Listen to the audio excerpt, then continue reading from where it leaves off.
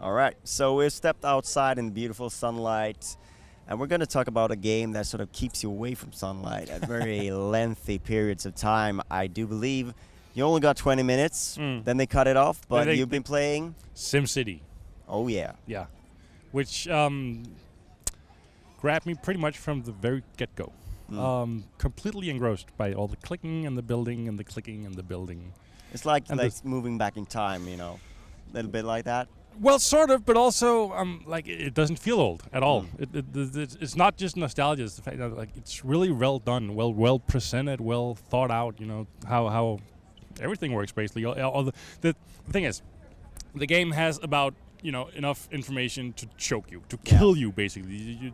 There's a mind-blowing amount of stuff that you have to consider and do something about, but you're only ever really presented with what's what you need to know right now at this moment. So if you're like doing roads, okay, you can always see the roads. But if you're doing zoning, like designing, this should be living neighborhoods, this should be commercial, this should be industrial.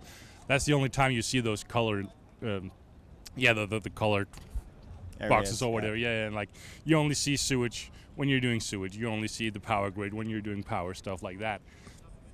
So it takes like an enormous amount of information and chops it up into little bitty tiny bite-sized pieces that are really easy to digest, and that's nice. And then it's just that they did a competition like when the demo started. The top 3 people who get their cities the biggest before the demo ends gets prizes. I didn't win, but no. Yeah, and I saw the T-shirt that you could win. It was pretty nice. Yeah, well, I mean, I'm a big dude. I've never seen a T-shirt that like in a swag bag that I could actually fit. So I have the opposite problem. I don't know why. It's like no sizes fit us.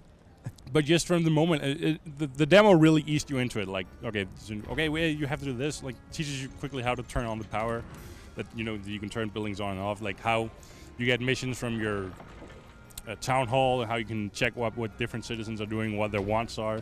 And so, like, really, really quickly it establishes the basic mechanics, and then just sets you completely free to do whatever you want. And that's kind of liberating. And then added with the fact that it just flows so well that you get caught up in it, and when by the time the meteor shower destroyed everything because the demo was over, I was I felt like I could have taken this, I could have stolen one of those pieces and brought it home, and I'd be happy. And even though it's not coming out until next year, it looks really, really, really good.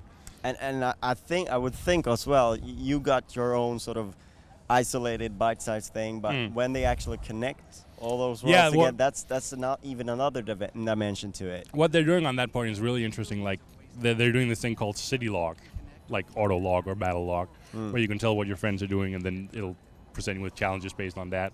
You can see like, Mindy or whoever built a city in this region. There's 2 other slots, so you can build a city next to hers if you want, stuff like that. And they have this global economy for all of the sim games where you can go and say, oil prices are rising right now.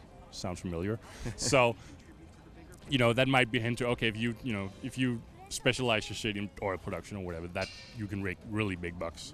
There's little variables like that for all sorts of, commodities, metals, minerals, whatever. And maybe you have to sort of adapt your city as well if there's a resource that's really expensive. Because the way they were saying, hey, oil is up, you should build oil because that'll make you money. I'm thinking like, okay, oil is up, I should do something completely different than oil. I should go solar power or whatever. Break that sort of that bond that you have. You don't want to be depending on that then. No, totally. Yeah. And there's also like global challenges where everybody's sort of working towards a common goal. Like the example they mentioned was rising unemployment, which also sounds familiar for some reason. So everybody is working together to create new jobs and stuff like that. So what they're doing with the social aspect sounds cool, and it's also like sort of, I guess, almost typical EA at this point, where we're sort of asynchronous multiplayer doing stuff along with your friends, even though they're not actually playing online at the same time as you. So that seems cool. But the major takeaway here for me was that the game is just excellent, really fun to play. And we've got 6-7 months to go.